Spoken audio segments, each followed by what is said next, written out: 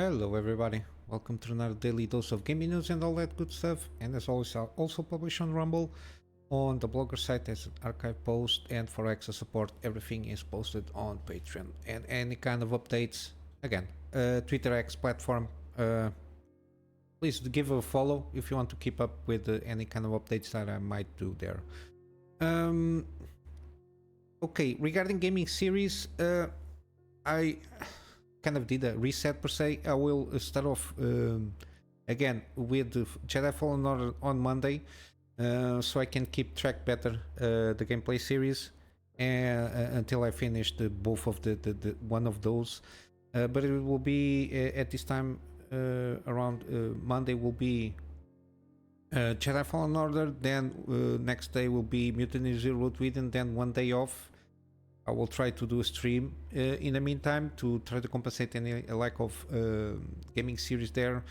And then Thursday it will be Jedi Fallen Order again, and then Friday this one.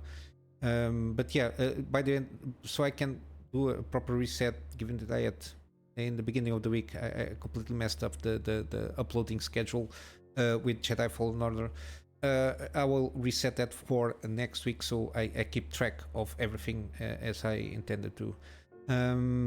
What else? I will try to do a live stream today. We'll see if I have any kind of free time to do so.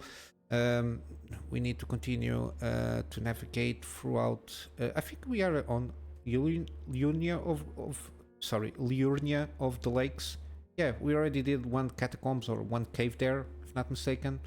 Yeah, we need to continue that and ramp up our character to see if we can start going for Khalid Wilds. It's a little bit tricky there. I think, from what I understand, it's better for us to go through Liurnia first and then maybe head up to Khalid Wilds. But yeah, I'm preparing my character best to my knowledge, given that I'm trying to go as much blind as I can, but I'm watching a lot of lore videos to have like some context here on the things that I'm discovering throughout the game. So it's a little bit awkward balance there.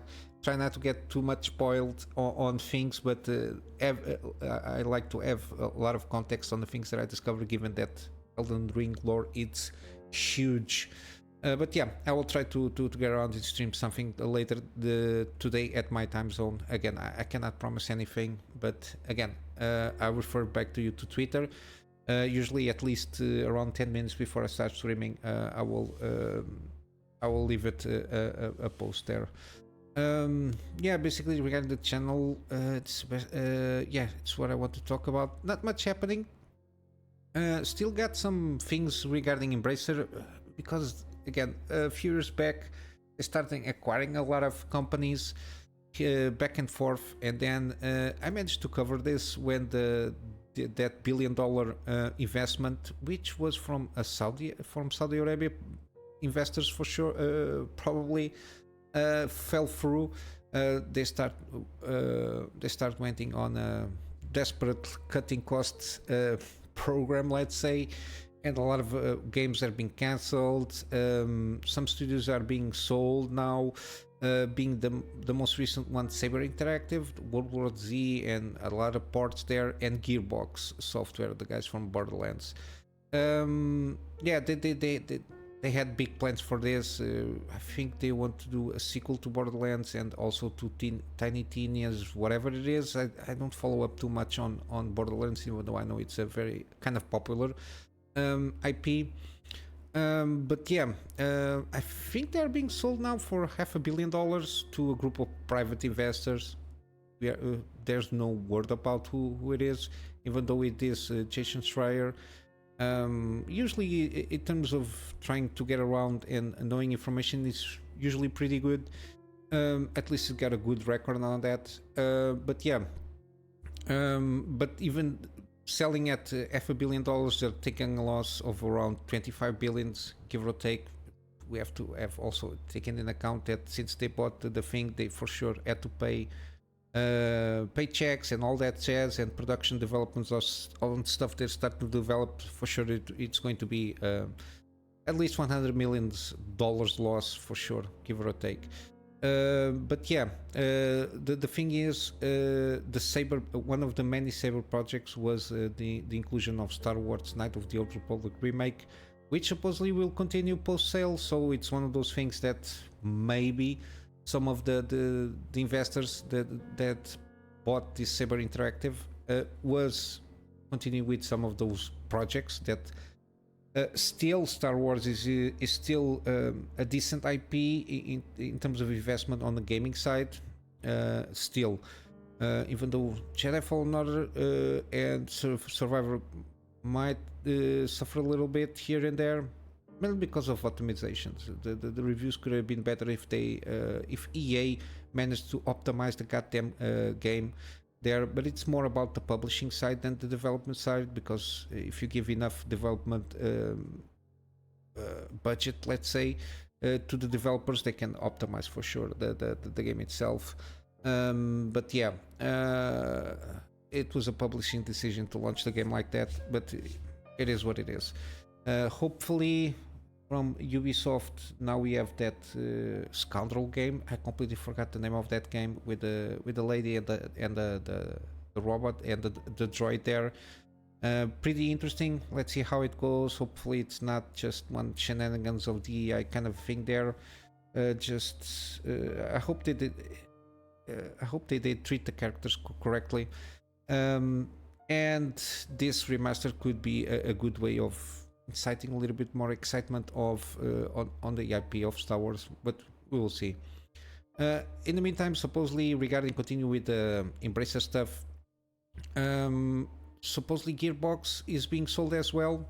We'll see how it goes, but we don't know. Given that they give around 1.3 billions for Gearbox in 2020, I don't think we did see a lot of games from Gearbox. I'm not sure which games they were working between then and now, but yeah, we still have to see how this is going to fall on. Hopefully, with all the layoffs, hopefully this doesn't go from bad to worse, and that these investors are able to maintain the production cycle of the games that are intended to be launched, and when they come out, they are good games and they sell. And they sell well. But again, I think that one of the things of the industry, again, some of the layoffs, I assume, is a lot of they trying to introduce AI on a lot of levels in terms of production. Also, the fact that the production budgets balloon too far from being an achievable goal to sell games enough to make profit out of them. When I usually say this, when you enter in a production level or budget, you have to have some certain estimates of how many copies you need to sell at a certain price to make the game profitable, and then you enter in that pressure of trying to rush the game to reduce the time that it's developing, so the production budget doesn't balloon even more. And then usually this gets in a vicious cycle that usually the game that is not that good, not very well optimized, then it's got less than stellar reviews. People don't buy it because they see that the game is not well optimized, and people just don't want to waste time on bad games. That's the main thing. You give a good experience, and you have people have been seeing a lot of this kind of examples of great games coming out of nowhere. You have, for example, Pal World, even though with all the controversy around that game. Again, I don't follow too much because it's not my kind of thing. That game is not my thing there, the genre of the game, but it's like supposedly we can dub like a clone kind of a thing, or a similar game like Pokemon. Sold millions of copies. You got Helldivers 2. I think it Helldivers 2, right? I think that it came out. It's been, people are like concurrent players all over the place. People are enjoying the game because of the mechanics, because of the gameplay of it's pretty much on par what people want to experience here. You got a lot of hype up with Elden Ring again, with the DLC, because people enjoy playing the game. You start to see a lot of people returning to Elden Ring and new players come out and experimenting with Elden Ring and playing it and discovering everything that it has to offer. Uh, you see a lot of these little games that come out of nowhere, and people are excited because they are something different. It's not the run of the mill kind of a thing there, which for example, we have, for example, Suicide Squad, Kill Justice League, which is a mess of a game. For example, the user experience is a mess from the videos that I saw. The gameplay is like another vanilla kind of, anybody can do this kind of games. The story that it seems to be behind there seems pretty good, but then you just screw around with the gameplay elements and you turn the game into a mess. But yeah, companies have to perceive that people are getting tired of getting around and getting screwed up with the gaming experience. And again, hopefully this only come out good games from this one. But yeah, only time will tell. We got the NACOM. I didn't follow up on this one. I'm sorry, I didn't have time. The NACOM showcase kind of thing, and one of the highlights was Test Drive Unlimited Solar Crown. They dropped like a few trailers, at least this one, the Explorer, but we got also these ones. Again, this supposedly it's in-game footage from the alpha version. Seems okay. I don't have any issues. One of the things that interested me this one is the free roam aspect of the thing. You usually roam around, cruising around, then you get some activities to do here, some exploration that you could do to discover secrets. Seems pretty interesting. I think on the trailer we don't see a lot of particle effects there. Again, because there is no release date yet announced, I suppose they're not too much on the pressure of trying to get around to put everything there. But I think that one of the main concerns is trying to get a balance, at least on the server load, and how the workload, given that this is a huge open world kind of a thing. Supposedly, I think they're aiming for a 1-to-1 scale on Kong Island, which is by itself big, 600 kilometers, of roads. And yeah, again, they didn't introduce too much on the terms of particle effects. They will be introduced. They are on the phase of introducing that and trying to optimize everything with the open world stuff. Again, it's not going to be very detailed like a rally game or something like that, but again, seems okay-ish. I don't see a lot of issues. The car model seems pretty good, very detailed. The environment seems pretty good for what it is. Let's see how it goes and see if we get more info throughout the year regarding this game. I'm pretty interested in seeing what this game has to offer, especially on the roaming side, the activities that you can do, and of course then you pick up your little cars here and there and then just do some racing against PvP, PvE, depending on your interest. But yeah, we'll see how it goes. It seems to be on track to be a pretty decent game, but we will see.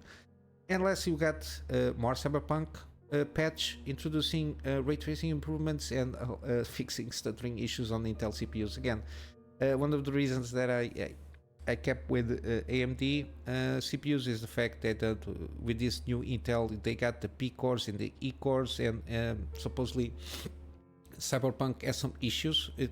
Not only because of Cyberpunk, but usually I don't trust much how these P cores and E cores utilization works, because even they have E cores, the way the Intel did their thing is they can achieve good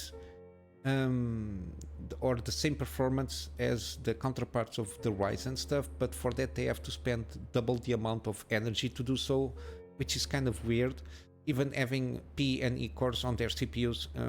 But yeah, supposedly there was still some issues regarding Cyberpunk and the prioritization of P cores stuff there when was enabled, because when this kind of a thing appeared, this option on Intel CPUs, they have a lot of issues, at least on Cyberpunk from what I saw. But yeah, I think they are basically patching that up, and some other stuff here, like dropping body keys, some NPCs having the color completely off, too bright when you enter a car, things like that, which is always good to see that keeping their support on the game, patching up. But yeah, it's good to see that they're keeping this game patched up, even though it's been launched for a few years now. again, I don't know when I will. Eventually, I will enter in the Cyberpunk craze for sure and start doing some gameplay series or that. But I need to finish up a lot of games before I get introduced to Cyberpunk. But yeah, basically in terms of news, I think I saw some stuff yesterday and I completely forgot that I was some stuff that I want to talk about. But again, my memory is getting old, and I completely forgot what I want to talk about, and I didn't see anything in the article that jogged my memory regarding that. But yeah, I think it was just one or two subjects there, but not seemingly not very important because I don't remember exactly what I want to talk about. But yeah, I'm just going to finish up with some gaming deals. We got the Resident Evil franchise, which is part of Capcom Publisher Sale. Again, we got the Resident Evil franchise on sale. I will leave the links of all the Resident Evils that are on sale on the description below. In this case, I just highlighted Resident Evil 4 Remake. It's 25% off on the base game, and then you got the extra DLC pack for 42% off. Supposedly the Resident Evil 4 Golden Edition is the new edition that they launched. I don't know when, like the last month or so. So it got all the DLC there included. We got also battletech. This is like the mech game, turn-based strategy and turn-based static kind of a thing there. With mechs. It's kind of XCOM with mechs to a certain degree. Yeah, 75% off on the base game. Then you got a lot of season pass stuff here, which is it's where they make a little bit the money here on this game. It's a little bit more expensive, but I think it's very comprehensive. You've got a lot of stuff added to the base game there. So I don't know, maybe you play the base game, and if you feel comfortable, you can then go for or the digital deluxe edition, which yeah, but it doesn't have artbook digital. I don't think the digital deluxe edition has any kind of DLC. Yeah, you have to go for the battle pass basically, or go full in on the mercenary collection. But it seems a pretty good game if you like this kind of games. I always heard good things about this game, so it's one of those. We got also Breath Edge. Again, this is like immersive sims, or try to be, with some survival crafting gameplay mechanics there. It's not a very big as like the time. It's kind of a quick game to go through, but it seems a pretty good one on what they do there. And you got an immortal chicken from what I understand. Yeah, as you can see there, like some humor there. And again, $7.50. I think it's a pretty decent price for this. From the reviews that I saw and all the videos that I've been watching, this is kind of interesting me in trying out this game as a one-off. I think it's a good price here. We got also Lords of the Fallen. Usually it's the deluxe edition, the better one. It has some the DLC stuff there, and it's 40% off. Again, I'm not going to delve too much on the impressions that people have by the fact that this is mixed. But again, only by trying, you know for sure. We got Aliens Dark Descent also 38% off on the base game, and oh, this is a Fire Team. Okay, this is another game also. You got also DLC with Let Recon Pack. It's like on the cheaper side, but yeah, you got the base game here for 48% off. On GOG, I managed to find out that Vampires the Masquerade Bloodlines, so the first game, the sequel is on the making. I already covered some of the showcase that they did last time. Seems pretty interesting. But you got the first here, it's 50% off. Again, this is an older game.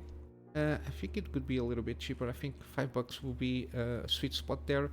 But yeah, seems pretty good RPG. It's an older game from 2004, so again, the graphics are not on par with today's. It's impossible to do so. But yeah, at least you get, I think you get a sense of the universe of the Bloodline stuff there. But yeah, seems pretty interesting. I might get around and maybe try this out, see if it is worth my time. But yeah, it seems pretty good.